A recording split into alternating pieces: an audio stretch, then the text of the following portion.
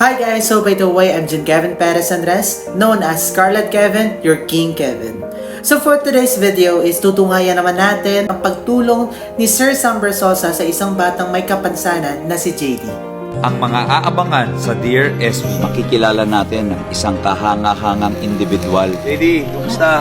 O sa SB? Proud siguro ng mga magulang mo. Siyempre po, proud po sila sa atin. Grabe, di ba? Nakakatuwa talaga si JD kasi even though may kapansanan siya, wala siyang kamay at wala siyang paa, pero kayang niyang gawin yung mga ginagawa ng normal na tao.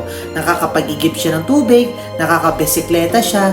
Just try to imagine na kung kaya niya, mas kaya natin gawin yon. So sa akin lang, nakaka-inspire lang kasi yun nga, nag-welding din siya. At napaka-deserving niya rin talagang tulungan siya ni Sir Sam Bersosa.